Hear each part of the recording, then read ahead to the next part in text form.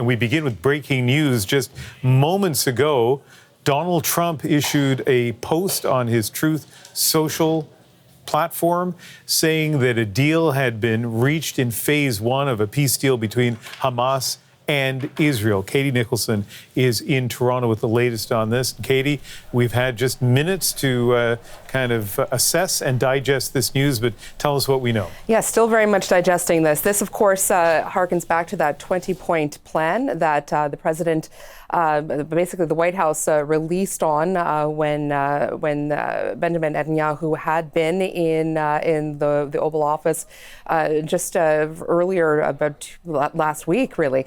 And this is what this Truth Social post says. This came up earlier today.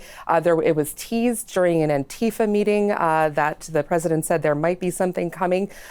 This is the post that a lot of people have been clicking on, waiting for it to come ever since that was teased. I'm very proud to announce that Israel and Hamas have both signed off on the first phase of our peace plan. This means that all of the hostages will be released very soon, and Israel will withdraw their troops to an agreed upon line as the first steps toward a strong, durable, and everlasting peace. All parties will be treated fairly. This is a great day for all Arab and Muslim world, Israel, all surrounding nations, and the United States of America. And we thank the mediators from Qatar, Egypt, and Turkey who worked with us to make this historic and unprecedented event happen. Blessed are the peacemakers, says Donald Trump, the President of the United States, obviously. So this all sort of happened very quickly today. There were some signs that the negotiations were going well in Egypt. The U.S. Special Envoy Steve Witkoff and Jared Kushner, who is, of course, the son-in-law of the president, who had been involved in the Abraham Accords, they had both made the trip this morning. We were getting notes throughout the day, little blasts that there were senior officials that were meeting and trying to hammer out some of the finer points of this. But it appears at this point, as the president has said, at least phase one may begin. This sort of, if you take it back to this afternoon, there was this Antifa roundtable that the president was at, and it had been unfolding for about an hour. And then Secretary of State Marco Rubio walked into the room, kind of caught the president's eye, and then he walked up with a note and sort of whispered in his ear and handed him this piece of paper. And the note was captured, a photographer with the Associated Press. It essentially said, you need to approve a Truth Social post soon so you can announce the deal first. It was just sort of a hand-scrawled note on White House stationery. And pretty much from that moment on, people have been watching, waiting to see whether something might materialize this evening or tomorrow. Secretary of State Rubio had earlier today on Capitol Hill been a little bit more cautious. He had said that there was positive momentum, but certainly this seems to have happened very quickly over the last couple of hours.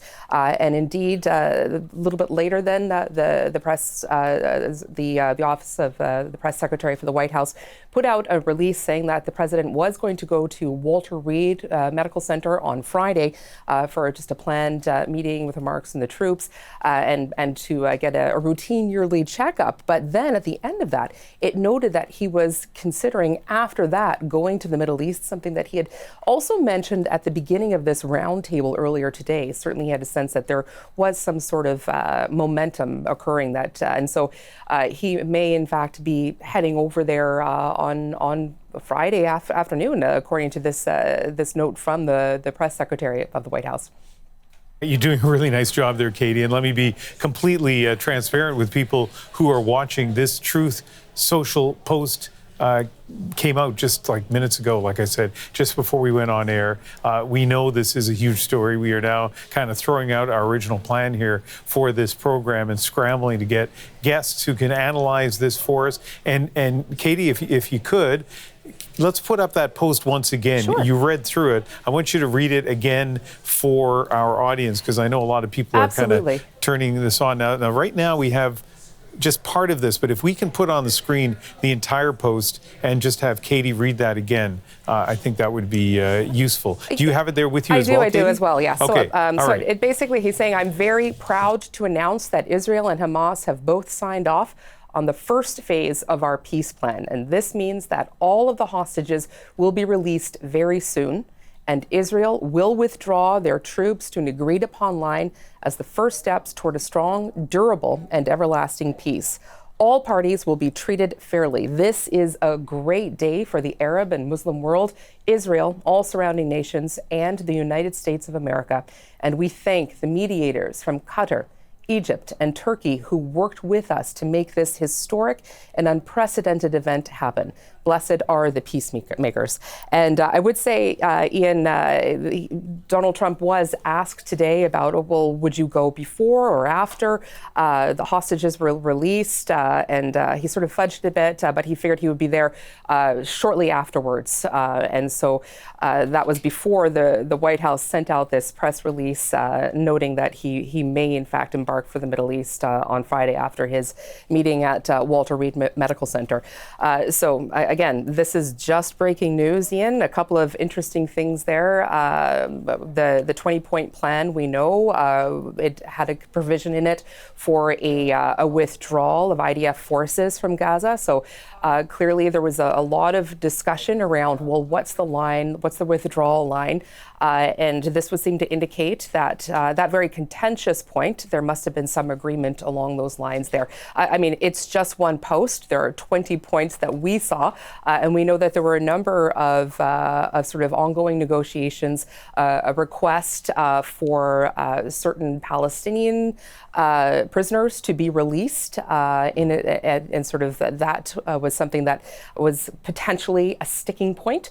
And so it may be, Ian, that I guess there was some progress made around those discussions as well. So some prisoners that the Israelis may not have wanted to release, and perhaps they've found some common ground there.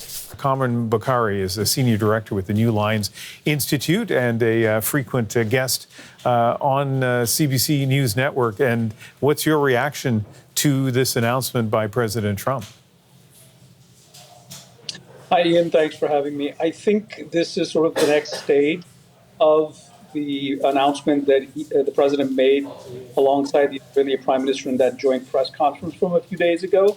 I believe it was last Friday.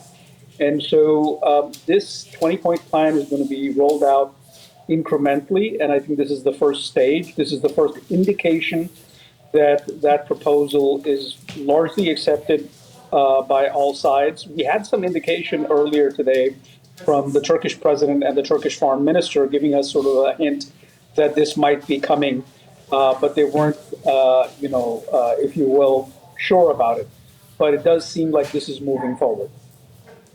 And so what are you going to be looking for in the next few hours, but in particular in the next couple of days, now that this announcement has been made? So several things. Number one is the release of the Israeli hostages, both the deceased and those alive. Then, what are the Israelis reciprocating in terms of the demand from Hamas in terms of release of Palestinian prisoners?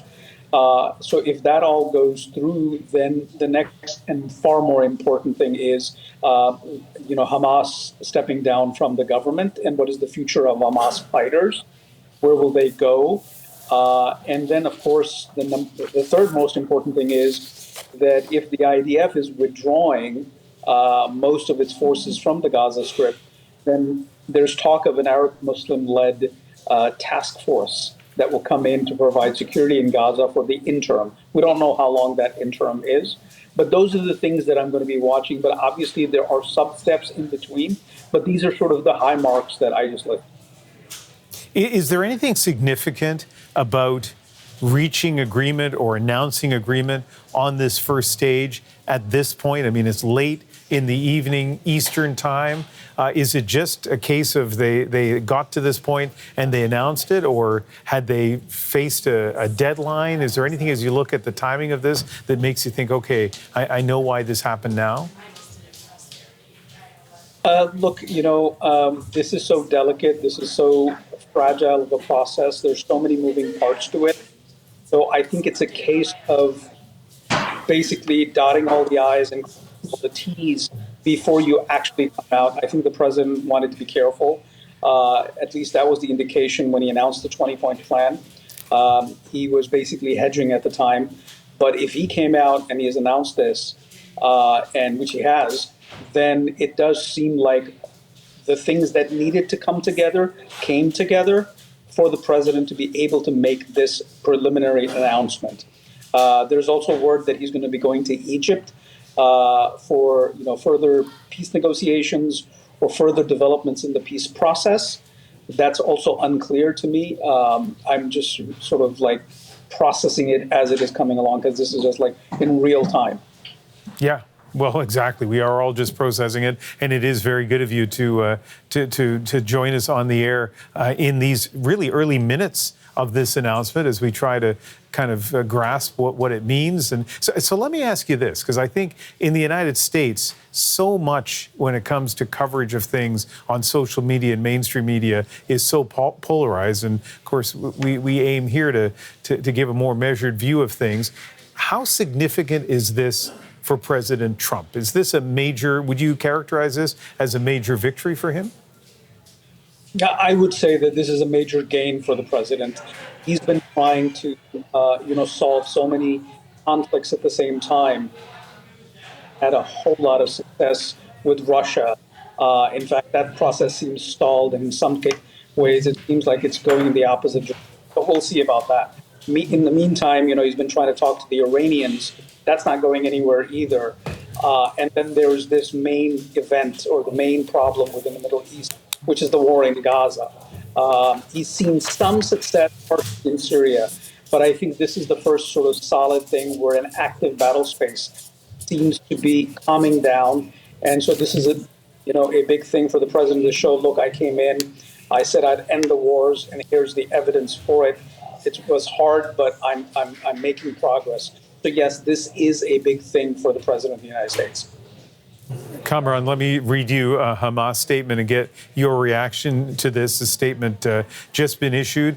Hamas says agreement reached to end Gaza war, secure Israeli withdrawal and hostage prisoner swap. Hamas calls on Trump and guarantor states to ensure Israel implements Gaza ceasefire deal. That reads almost like a telegram from the old days, pretty terse, pretty basic.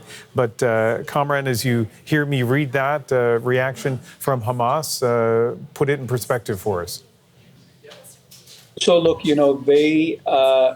Hamas needs sort of the assurances that they will not look like they have capitulated, which in some sense they have to by definition, because of what the president said, outlined in the 20-point statement, and the pressure from the Arab Muslim states on Hamas to basically end its resistance and its sort of rejection of the peace proposal.